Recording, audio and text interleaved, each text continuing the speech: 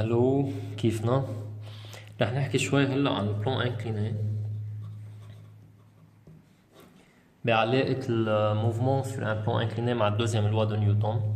طبعا المسائل هينة لحد فكرة البروجيكسيون بس اللي لازم ننتبه لها. ف si on a un plan incliné et un corps par exemple qui glisse sans ou avec frottement sur ce plan. De ce qui concerne les forces agissant sur ce corps, on peut prendre par exemple le poids de ce corps, ça c'est P. On a la réaction du support, ça c'est R. Et disons qu'il y a une force de frottement F. Elle est opposée au sens du mouvement si le sens positif par exemple du mouvement est vers le bas. En tout cas on doit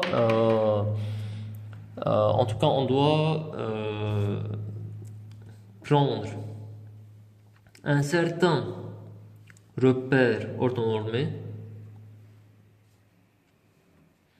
Disons ça c'est l'axe des X et ça c'est l'axe des Y. Si le plan est incliné par un angle alpha avec l'horizontale, cet angle-là est égal à celui-ci. On a parlé des triangles semblables. فإذا هون alpha, هون alpha. Le corps est en mouvement, donc on peut appliquer la deuxième loi de Newton, là où sigma F égale MA. Les forces agissant sur le corps sont P plus F plus R égale MA. إذا بهمنا نلاقي l'accélération, ça veut dire qu'on doit prendre l'axe suivant lequel le vecteur accélération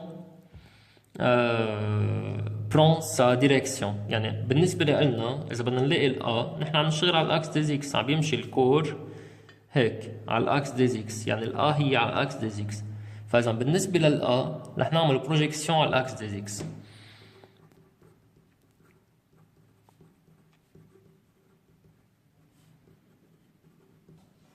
طيب بالنسبة للR، الR على الأكس دي إكس صفر، لأنه هي أصلا بيربونديكولار على الأكس دي إكس، يعني هون هاي البلس R هي بلس زيرو، ما في R. نزلنا الR على الأكس دي إكس طلعت نقطة، والF هي أصلا على الأكس دي إكس، بس السونس للF هي بعكس الإكس، فإذا صارت موان F. هلا بالنسبة للبي دايما نحن اذا في عندنا فيكتور منه بيربونديكولار ومنه كونفوندو مع الاكس، ساعتها عم نطلع ببروجيكسيون من التيت دو لا فلاش، من راس الفيكتور بي، عم نطلع ببروجيكسيون على الاكس اللي بدنا اياه. صار هون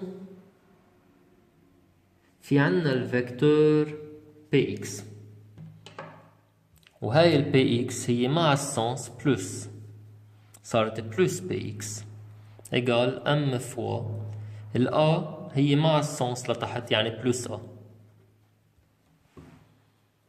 طيب هلا الأهمية بالنسبة لنا هي أنه نلاقي العلاقة بين البي اكس والبي. شو العلاقة بيناتهم؟ لكن ريلاسيون entre بي اكس et بي. خلينا نطلع بهالتريونجل اللي رح نسميه او ا ب. طبعا الاو ب هي بي قد البي، الا ب هي قد البي اكس. اذا بتطلع هون بهذا الريكتانجل الا ب قد البي اكس فوق، وهاي الانجل هون الفا. لكن صار فينا نقول انه بتريونجل او ا ب سينوس الفا هي الاوبوزي اللي بوشها، يعني الا ب على الهيبوتينوس، لانه هون الريكتانجل على الا، فاذا الهيبوتينوس صار او ب. لكن سينوس ألفا صارت الأوبوزي اللي هي أ ب بوشها على الإيبوتينوس اللي هو أو ب. الأ ب قلنا هي البي إكس هي ذاتها على الأو ب اللي هي ب. صارت بي إكس إيجال بي فوا سينوس ألفا. لكن الريلاسيون بين البي إكس والبي بي إكس إيجال بي فوا سينوس ألفا. نرجع للإيكواسيون. بي إكس يعني بي فوا سينوس ألفا موان اف إيجال ام فوا أ. يعني A إيجال بي فوا سينوس ألفا موان اف ديفيزي بار ام. محل البوا فينا نحط ام فوا جي. هيدي الأكسلراسيون.